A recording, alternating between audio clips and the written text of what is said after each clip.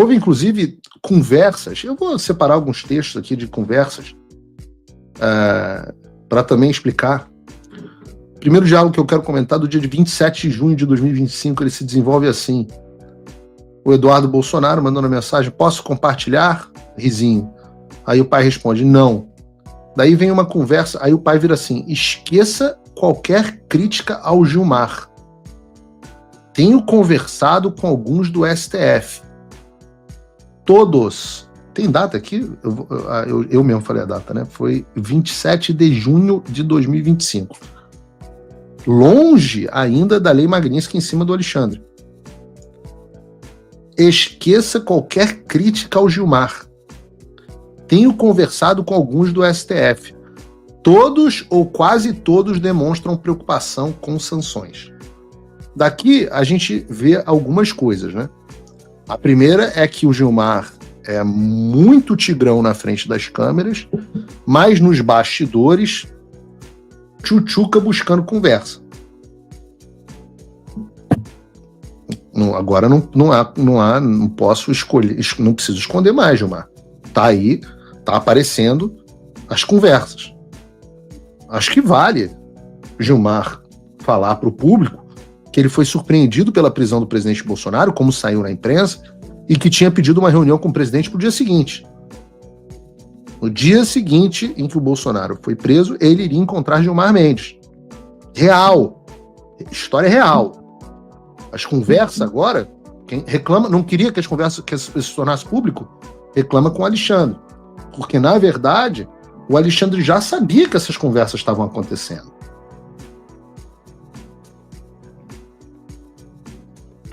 Estou falando aqui de anti-Magnitsky, hein? Algum tempo depois, no dia 7 de julho de 2025, o Eduardo encaminhou algumas mensagens ao Jair Bolsonaro falando sobre o pronunciamento que o Trump havia feito em defesa do Jair, que tinha acabado de acontecer, e também sobre a anistia. E o Eduardo disse assim: Eduardo Bolsonaro, Trump sobre o Bolsonaro, estarei observando a caça às bruxas de Jair Bolsonaro e suas famílias e milhares de apoiadores de perto. Aí o Eduardo diz assim: se a anistia light passar, a última ajuda da vida do Trump dos Estados Unidos terá sido o posto do Trump. Eles não vão mais ajudar. Temos que... Aí esse ponto é um ponto muito importante. Temos que decidir entre ajudar o Brasil, brecando o Supremo Tribunal Federal e resgatando a democracia, ou enviar o pessoal que teve num protesto que evoluiu para uma baderna para casa num semiaberto. E isso sem falar que o STF pode decretar essa intervenção do Congresso no regimento interno da Corte, o duplo grau de jurisdição interna, como inconstitucional, pois violaria a separação dos poderes. Nesse cenário, você não teria mais amparo dos Estados Unidos, que conseguimos as duras penas aqui, bem como estaria igualmente condenado final de agosto, que é onde estamos agora. O julgamento, vejam que o Eduardo está falando isso em junho, o julgamento é em setembro.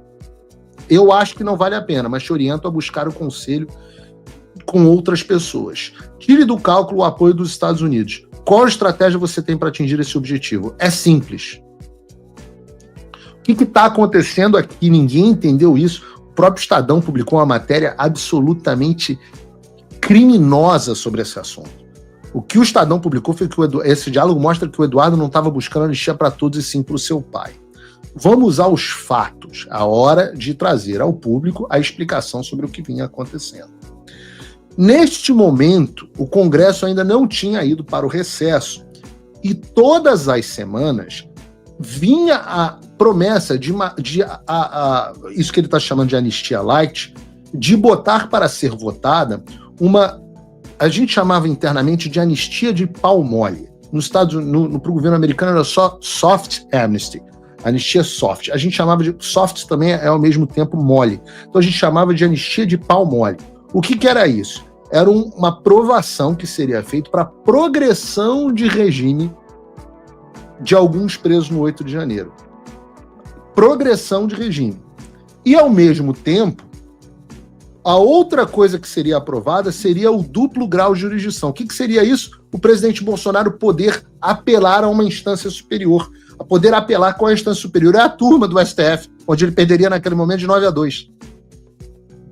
E este acordo estava sendo considerado, para não dizer aceito, este acordo caracu estava sendo considerado pelo presidente Bolsonaro. Então você tem aqui, neste momento, um presidente Bolsonaro considerando seriamente e orientando o partido nesta direção a apoiar uma anistia de pau mole, que não resolveria o problema do Brasil, não liberaria os presos, atingiria meia dúzia de pessoas com progressão de pena e, para ele, daria simplesmente a possibilidade de apelar para um tribunal que ele perderia certamente. Do outro, você tem o filho falando assim, se você fizer isso, os Estados Unidos vão parar de te apoiar, porque não é, isso para eles é a coisa mais imbecil do mundo. E você vai perder qualquer chance. Não! Nós precisamos de uma anistia ampla, geral e restrita. E isso vai resolver o problema do Brasil. A gente não pode deixar o Brasil refém de meia dúzia de pessoas que fizeram a baderna ou não, que participaram de um protesto. Porque tem os dois. Tem pessoas que participaram do protesto e tem pessoas que participaram de uma baderna. E que essas pessoas vão poder ir para o semiaberto e o Brasil vai continuar nessa desgraça. Não! Essas pessoas não deveriam estar lá. Nós precisamos salvar o país. Nós precisamos botar o país no curso. E é por isso que o Eduardo está perdendo a cabeça com o pai aqui. Porque o pai está querendo aceitar mais um acordo caracu, que é a grande característica do presidente Bolsonaro. E a ida de Gilmar Mendes para conversar com o presidente Bolsonaro, a ida de todos esses caras para conversar com o presidente Jair Bolsonaro, é a certeza de que o presidente aceitaria um acordo caracu. Claro, os caras passaram anos falando assim, vamos fazer um acordo caracu que o Tarcísio convence o presidente e o presidente vai aceitar. Só que neste momento está claro que do lado de cá não vai funcionar mais isso. E é isso que o Eduardo está falando. Então não é que o Eduardo está dizendo, não, só queria uma anistia para o pai. Pelo contrário, o que o Eduardo está dizendo aqui, analfabeta funcional, esqueci o nome da repórter do Estadão, diálogos mostram que o Eduardo só queria uma anistia para o pai. É o oposto, ô jumenta. O que está dizendo esse diálogo é que o Eduardo Bolsonaro queria uma anistia ampla, queria não, é a posição que nós temos aqui dos Estados Unidos e é a posição que nós vamos manter até a última consequência. Nós queremos uma anistia ampla, geral e restrita para pacificar o país. Nós queremos, nas palavras do Eduardo Bolsonaro, nós queremos libertar o Brasil, resgatar a democracia. Não basta libertar o Jair Bolsonaro. Não basta reduzir a pena dos presos e mandar ele para o semiaberto. Não basta. Não vai bastar, porra. Entendam isso. Não adianta vir com proposta de anistia merda. A anistia é ampla, geral e restrita. Igualzinho ao que meu avô promulgou em 79.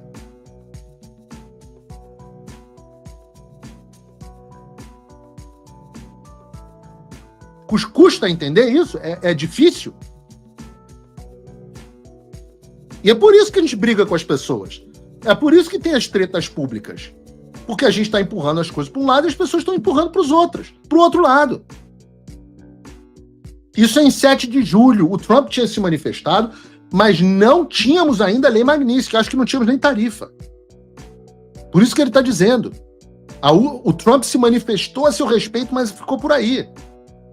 E a gente estava em Washington trabalhando para que houvesse coisas mais concretas.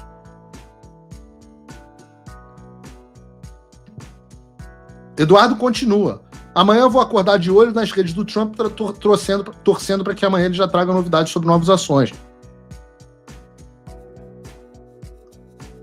Claro, nós estávamos ali na iminência das tarifas serem anunciadas. Lembrando, eu sempre disse publicamente, a decisão das tarifas foi do presidente Trump, mas nós sabíamos, tinha agendado a reunião com o presidente Trump. A reunião aconteceu no dia 4 de julho.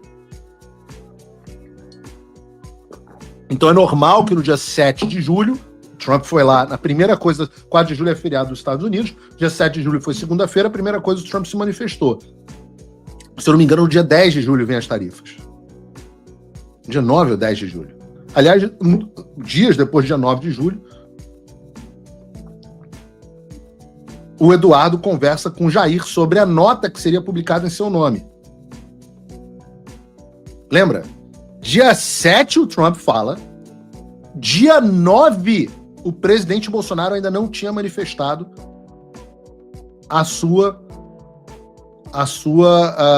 não tinha se manifestado sobre o tema. Porque os pau-mole estavam lá pro presidente. Não, temos que pegar leve. Eu vou ler a nota, e eu tenho muito orgulho dessa nota, porque eu acho que o tom dela é absolutamente perfeito. Ela diz o seguinte: nota do ex-presidente Jair Bolsonaro. Recebi com senso de responsabilidade a notícia da carta enviada pelo presidente Donald Trump ao governo brasileiro, comunicando a criação da chamada Tarifa Moraes. Então isso foi no dia da comunicação da Tarifa Moraes. Mas já depois da comunicação do presidente Trump. A medida é resultado de... Olha que perfeição. Chamada Tarifa Moraes.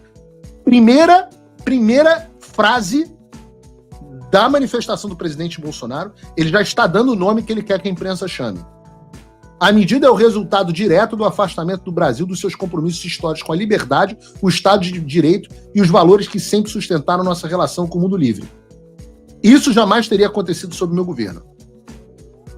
Alguém falou de economia aqui? Não. O resultado é o afastamento do Brasil com os compromissos históricos de liberdade e Estado de Direito. Aí ele vai. Essa caça às bruxas, termo usado pelo próprio presidente Trump, e isso ele manteve na nota dele, não é apenas contra mim. É contra milhões de brasileiros que lutam por liberdade e se recusam a viver sob a sombra do autoritarismo. O que eu tenho pedido no Paulo Figueiredo Show há séculos? Que o presidente pare de dizer essa é uma perseguição contra mim. Eu digo assim, é uma perseguição contra você, eu só estou no caminho das pessoas. O que está em jogo é a liberdade de expressão, de imprensa, de consciência e de participação política. Ele manteve isso. Conheço a firmeza e coragem de Donald Trump na defesa desses princípios e ele já demonstrou mais uma vez que não recua diante de tiranos. Olha que nota perfeita. O Brasil caminha rapidamente para o isolamento e a vergonha internacional. A escalada de abusos, censura e perseguição política precisa parar. O alerta foi dado e não há mais espaço para cinismo ou omissão. Aí, a parte que eu pedi para colocar. Peço ao Congresso... Olha o plano sendo colocado em prática lá atrás, a despeito do presidente Bolsonaro. A despeito. Porque ele não seguiu essa nota na íntegra. Ele tirou a Tarifa Moraes e tirou essa parte. Peço ao Congresso Nacional que haja com urgência aprovando uma anistia ampla, geral e restrita, como primeiro passo para resgatar a normalidade institucional. Ainda é possível corrigir o rumo, mas o tempo está acabando. Aí o Eduardo vira e fala assim, me dá o ok para eu enviar para a imprensa. Nunca veio. Eu estava em viagem, eu fiz essa nota em viagem com a minha família num cruzeiro. Eu estava arrancando, eu não tenho pentelho no saco, mas se eu tivesse, eu estava arrancando todos, de raiva, da nota não tá sendo publicada e das pessoas dizendo, não, o presidente não pode falar isso, não pode falar Tarifa Moraes, vai para provocar o Moraes.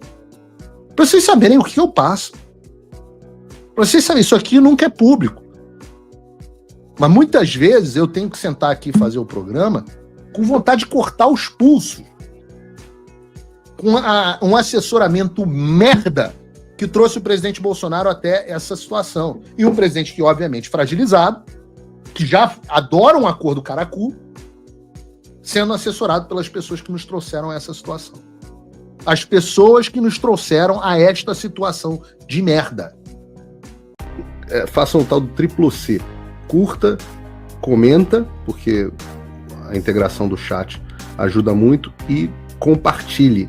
Você pode fazer essas 3 coisas que ajudam o algoritmo a aparecer. Mas eu não estou brincando não, pessoal. Dá uma paradinha agora de 1 segundo e clica no joinha, porque às vezes a pessoa já está acostumada a ouvir isso. Não. É importante que você faça isso, porque se você não fizer, inclusive atrapalha o vídeo. Parece que o vídeo é menos relevante.